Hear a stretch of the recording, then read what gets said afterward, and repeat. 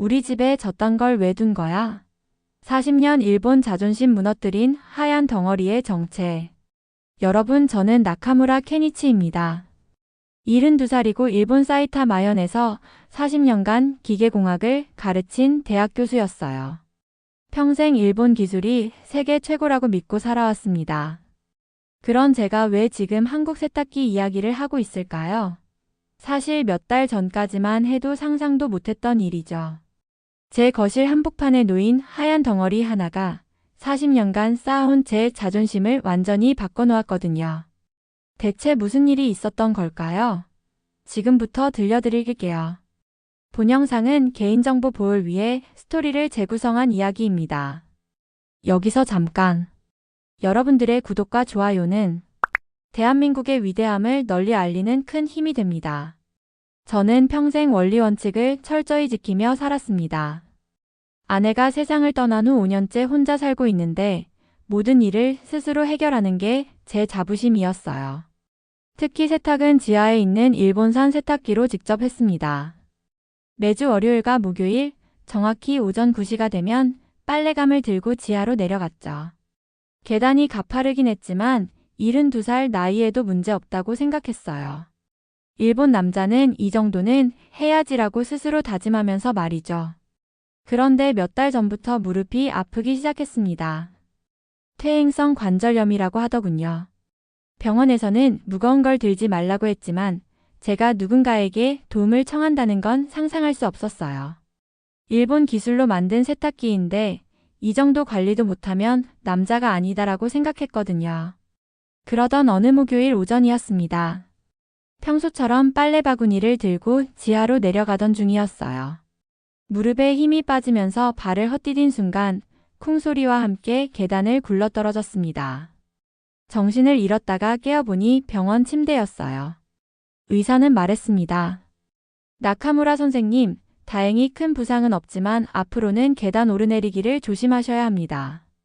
특히 무거운 짐을 들고는 절대 안 돼요. 그 말을 들으니 갑자기 현실이 무너지는 느낌이었어요. 그동안 당연하게 여겼던 일상이 더 이상 당연하지 않다는 걸 깨달았거든요. 병원에 있는 동안 딸 리사가 서울에서 날아왔습니다. 5년 전 한국인 남편 민수와 결혼한 후 서울에서 살고 있는데 평소에는 한 달에 한 번 정도 안부 전화를 하는 사이였어요. 리사가 병실에 들어오자마자 눈물을 흘리며 말했어요. 아버지, 왜 이런 일이 생길 때까지 말씀 안 하셨어요? 저는 좀 퉁명스럽게 대답했죠. 이 정도로 딸한테 연락할 일은 아니다. 남의 나라 남자한테 시집가서 바쁠 텐데. 사실 마음 한편으로는 딸이 와줘서 고마웠지만 자존심이 허락하지 않았어요. 게다가 민수까지 같이 와서 더 어색했습니다. 딸의 남편이긴 하지만 아직 완전히 마음을 열지 못했거든요. 민수는 한국어로 리사와 뭔가 심각하게 상의하더군요. 저는 한국말을 전혀 모르지만 표정만 봐도 제 걱정을 하고 있다는 걸 알 수 있었어요. 퇴원 날 리사가 말했습니다. 아버지, 며칠만 저희랑 같이 계세요. 아니면 제가 일본에 머물면서 도와드릴게요. 그런 건 필요 없다. 나는 혼자서도 충분히 잘 살 수 있어. 저는 단호하게 거절했어요. 하지만 속으로는 불안했습니다. 정말 혼자서 괜찮을까 싶어서요. 딸 부부는 제가 집에 돌아간 후에도 이틀을 더 머물렀어요. 뭔가 부산하게 움직이더군요. 민수는 큰 상자 같은 걸 들고 왔다 갔다 했는데 저는 관심 없는 척 모른 채 했습니다. 딸 부부가 떠난 다음 날 아침이었습니다. 평소처럼 아침차를 마시러 거실로 나갔다가 깜짝 놀랐어요. 거실 한복판에 하얀색 덩어리가 덩그러니 놓여 있었거든요. 처음에는 뭔지 몰랐어요. 냉장고처럼 생겼지만 냉장고치곤 모양이 이상했어요. 가까이 가서 보니 세탁기였습니다. 그런데 일본에서 본 적 없는 모양이었어요. 앞쪽에 둥근 문이 있고 위에는 뭔가 복잡한 버튼들이 가득했죠. 이게 뭐야? 혼자 중얼거렸어요.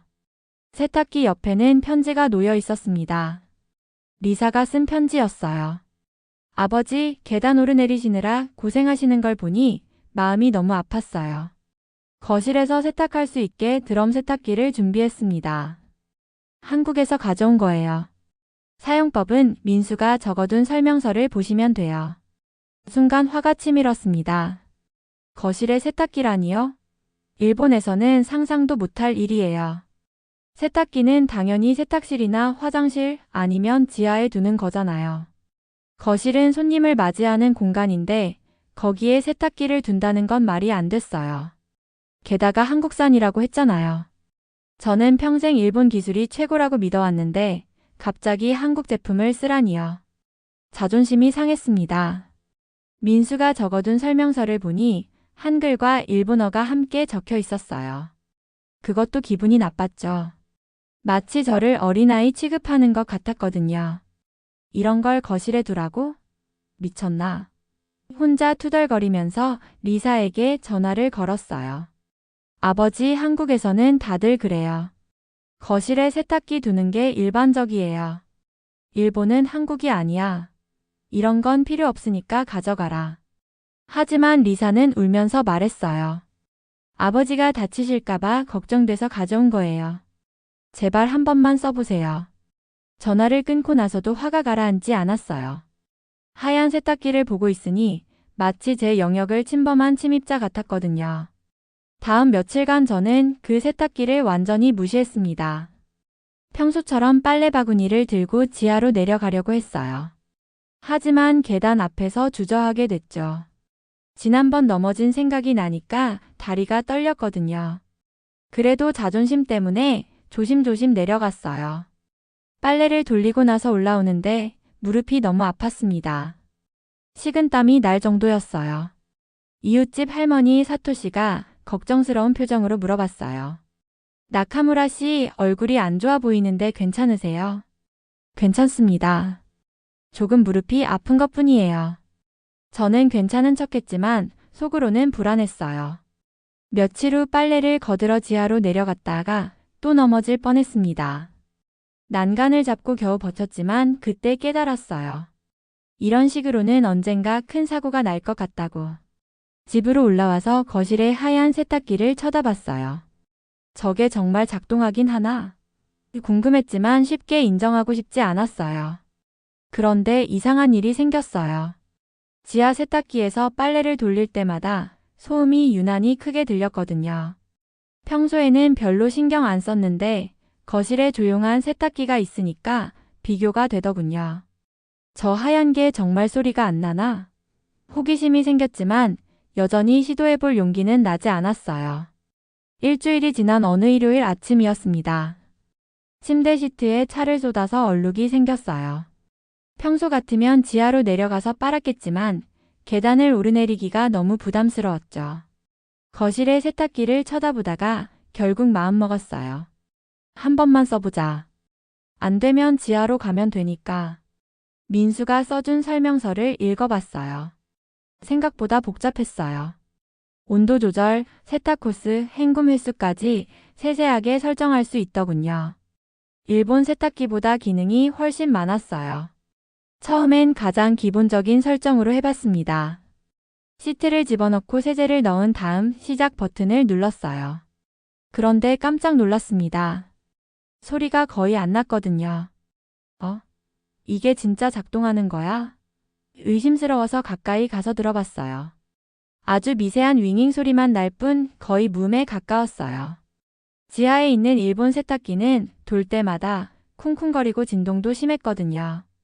그래서 세탁기 밑에 진동 방지 매트까지 깔아뒀는데 이 한국 세탁기는 진동도 거의 없었어요. 혹시 고장난 건 아닐까? 걱정이 됐지만 안에서 물소리가 들리니까 작동은 하는 것 같았어요. 1시간 30분 후에 끝났다는 신호음이 났어요. 문을 열어보니 시트가 깨끗하게 빨려 있었습니다. 그런데 놀라운 건 향이었어요. 은은한 좋은 냄새가 났거든요. 일본 세탁기로 빤 것보다 훨씬 부드럽고 깔끔한 느낌이었어요. 이상하네. 이게 한국 기술이라고? 속으로 중얼거렸어요. 인정하기는 싫었지만 결과가 생각보다 좋았거든요. 며칠 후 리사가 민수와 함께 안부를 묻는 전화를 걸어왔어요. 스피커폰으로 통화를 하고 있었는데 리사가 화장실에 잠깐 간 사이에 민수와 혼자 대화하게 됐습니다.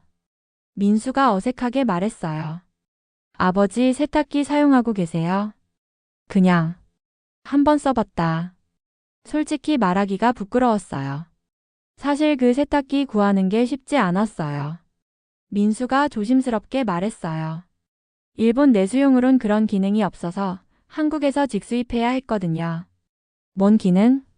저소음 기술이요. 한국 아파트는 거실에 세탁기를 두는 경우가 많아서 소음을 최대한 줄이는 기술을 개발했어요. 일본은 대부분 별도 공간에 두니까 그런 기술이 별로 발달하지 않았죠. 그때 리사가 돌아왔어요. 민수가 리사에게 한국어로 뭔가 말했는데 리사가 한숨 쉬며 대답했어요. 무슨 얘기인지는 모르겠지만 제 걱정을 하는 것 같았어요. 전화를 끊고 난 후 생각해 봤어요. 민수 말이 맞더군요. 소음이 정말 거의 없었거든요. 그리고 그런 기술이 한국에서 개발된 거라면 단순히 일본 기술을 따라 만든 게 아니라는 얘기잖아요. 며칠 후 우연히 또 다른 진실을 알게 됐어요. 이웃집 사토시와 이야기하다가 들은 건데 요즘 젊은 세대들이 한국 가전제품을 많이 찾는다는 거였어요. 나카무라 씨도 아시겠지만 요즘 한국 기술이 많이 발달했다고 해요. 특히 가전제품은 일본보다 더 좋다는 사람들이 많아졌어요. 그 말을 듣고 충격받았어요. 평생 일본 기술이 최고라고 믿어왔는데 언제부터인가 상황이 바뀐 거죠. 그날 밤 잠들기 전에 문득 궁금했어요. 딸과 사위가 이 세탁기를 구하기 위해 얼마나 고생했을까요? 민수가 말한 직수입이라는 게 쉬운 일은 아닐 텐데. 다음 주에 리사가 혼자 일본에 왔어요. 민수는 회사 일이 있어서 서울에 남아있다고 했어요. 리사와 함께 저녁을 먹으면서 조심스럽게 물어봤어요. 그 세탁기 말인데 민수가 직수입했다고 하던데. 리사가 깜짝 놀라며 말했어요. 아, 그 얘기를 들으셨구나. 사실 민수가 2달이나 알아봤어요. 일본에서 파는 세탁기 중에는 거실용으로 만든 게 없다고 하더라고요. 거실용이라는 게 뭐가 다른 건데? 소음이랑 진동을 최대한 줄인 거예요. 한국에서는 아파트에 사는 사람들이 많잖아요. 그래서 이웃에게 피해주지 않으려고 그런 기술을 개발한 거죠. 리사가 계속 설명했어요. 민수가 서울에 있는 LG 서비스 센터까지 가서 상담받고 관세며 배송비까지 따져서 주문했어요. 1달 넘게 걸렸죠. 그렇게까지. 말끝을 흐렸어요. 갑자기 미안한 마음이 들었거든요. 아버지가 혹시 기분 나빠하실까봐 걱정했어요. 일본 제품이 아니니까. 리사가 조심스럽게 말했어요. 그때 깨달았어요. 딸과 사위가 얼마나 많은 신경을 썼는지. 그리고 제가 얼마나 고집불통이었는지. 미안하다. 너희들 마음도 모르고 화만 냈구나. 리사가 눈물을 글썽이며 말했어요. 아버지가 건강하시면 그게 제일 중요해요. 일본 제품이든 한국 제품이든 상관없어요. 그날 밤 혼자 있으면서 많은 생각을 했어요. 평생 고집해온 일본 제품에 대한 자부심이 정말 의미가 있는 걸까요? 가족의 걱정과 사랑보다 더 중요한 걸까요? 리사가 돌아간 후 며칠 뒤였어요. 이웃집 사토시가 놀러 왔다가 거실에 세탁기를 보고 깜짝 놀랐어요. 어머, 나카무라 씨 집에 웬 세탁기가? 딸이 가져다 준 거예요. 예전 같았으면 부끄러워했을 텐데 이제는 자연스럽게 대답했어요. 세탁기 맞아요? 너무 조용해서 모르겠네요. 작동하고 있는 거예요. 사토시가 신기해하는 모습을 보니 괜히 뿌듯했어요. 한국산인데 소음이 거의 없어요. 한국산이요? 요즘 한국 가전제품 정말 좋다고 하던데 우리 며느리도 한국 냉장고 사고 싶다고 하더라고요. 그 말을 듣고 놀랐어요. 언제부터 이렇게 한국 제품에 대한 인식이 바뀐 걸까요? 며칠 후에는 더 놀라운 일이 있었어요. 뉴스에서 일본 고령층 한국 가전제품 선호도 급상승이라는 제목의 보도를 봤거든요. 거실형 세탁기, 저소음 기술 등이 일본 노인들에게 인기라고 했어요. 내가 혼자만 그런 게 아니었구나.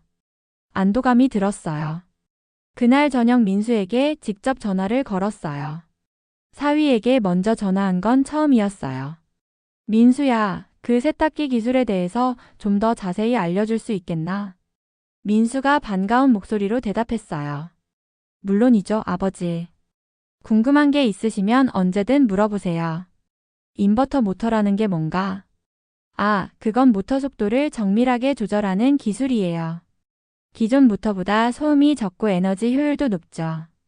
LG에서 개발한 기술인데 이제 세계적으로 인정받고 있어요.